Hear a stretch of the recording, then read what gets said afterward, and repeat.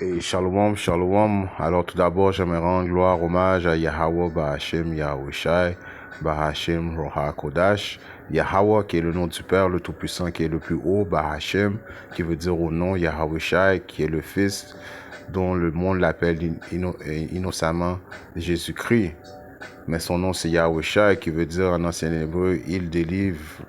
Bahashem, Roha Kodash, qui est le Saint-Esprit, Shalom aux élus, et tout bonheur et respect aux apôtres, aux aînés de Great Millstone, car c'est eux qui m'ont appris cette vérité.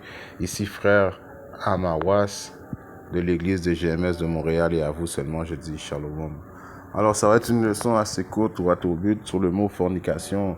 Si on prend une définition simple dans le dictionnaire français, ils vont écrire que la fornication, c'est une relation charnelle entre deux personnes qui ne sont ni mariées ni liées par un vœu. Donc, d'après eux, leur définition, c'est si tu n'es pas marié, la fornication, c'est un acte sexuel dont deux personnes ne sont pas mariées, right? Ou ils n'ont pas fait un vœu de mariage, ils ne sont pas fiancés, ils sont couchés ensemble, ils ont fait une fornication. Ça, c'est leur définition. Mais ici, à Great Millstone, on aime chercher la définition des mots, l'origine des mots, right? Et quand tu demandes aux chrétiens la preuve, right, que c'est ça qui est écrit dans la Bible, ils ne sont pas capables de venir avec l'explication qu'ils donnent. À cause qu'en réalité, c'est quoi c'est quoi le mariage? En réalité, c'est quand tu fais du sexe qui conclut, right? L'entente, c'est l'acte sexuel, right? On voit ça vite fait, comme que je dis, c'est pas une leçon longue. C'est juste pour voir la vraie définition du mot fornication, right? Et qu'est-ce que la Bible dit de la fornication, right? Eux, ils disent que juste, je vais aller dans un précepte juste pour vous démontrer que nos ancêtres, right, qu'est-ce qui faisait en sorte que le mariage soit le lien du mariage, c'était de performer l'acte sexuel. C'est ça qui concrétisait le mariage et qui concrétise jusqu'à aujourd'hui, selon la Bible, c'est d'avoir le sexe, right? C'est pas de mettre la bague et puis non, c'est aussitôt que tu as le sexe avec ta conjointe, elle devient à toi, right? On est dans un monde, présentement, le monde a été livré dans les mains de l'impie, il a tout changé les affaires, mais en réalité, le mariage, c'est qui conclut le mariage, c'est l'acte sexuel qui vient après, par la suite, right? Comme nos ancêtres y faisaient. Si on regarde Genèse 24 et 67,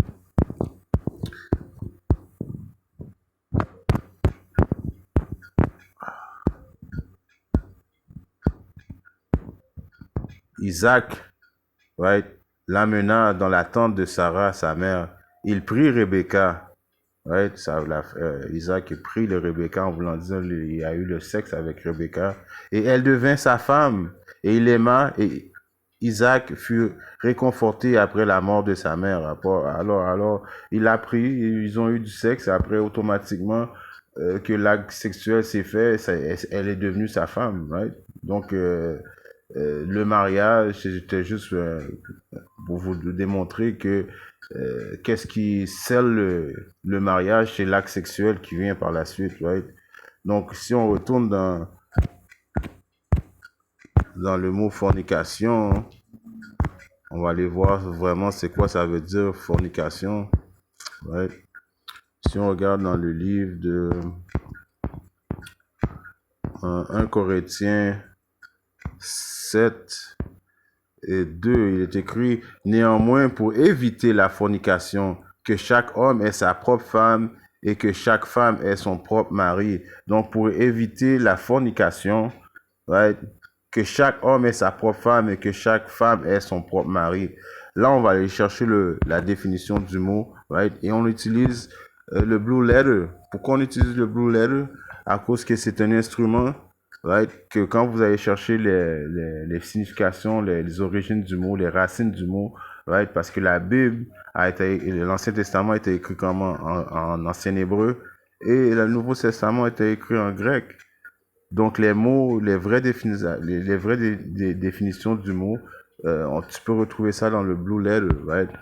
Comme par exemple, à 1 Corinthiens 7 et 2, ce que je viens de lire en français, je vais le relire en anglais.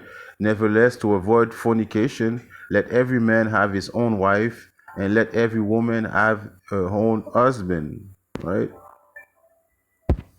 Et maintenant, si on va voir qu'est-ce que ça veut dire le mot fornication, ouais. Alors, c'est un mot grec. Strong's G 4202.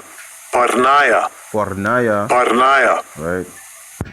Ça veut dire illicite sexuel. Alors, tout acte illicite sexuel, c'est considéré une fornication. Right? L'adultère, aller coucher avec la femme d'un homme, la femme mariée, c'est une fornication. L'homosexualité, c'est une forme de fornication. Le lesbianisme, right, c'est une forme de fornication, right? La bestialité, c'est une forme de fornication. L'inceste, c'est une forme de fornication. Vous voyez? Donc, la fornication, c'est tout acte illicite sexuel, et non, que tu as couché avec la femme, t'as couché avec la femme avant le mariage, non. On vient de lire que le mariage, qu'est-ce qui scelle le mariage? C'est justement l'acte sexuel. Fornication, c'est juste l'adultère. L'adultère couché avec la femme d'un autre ou bien vice-versa, c'est une fornication. L'homosexualité, le lesbianisme et toutes ces choses-là. Right? Alors, je voulais juste faire une leçon vite fait sur le mot fornication. L'importance de chercher, de faire des recherches des mots pour savoir la vraie signification. Car les chrétiens, eux autres, ils peuvent dire n'importe quoi. En espérant que cette petite leçon vite fait a été édifiante. Si Abba Shimashah le veut, je viens très bientôt avec une autre leçon. Shalom.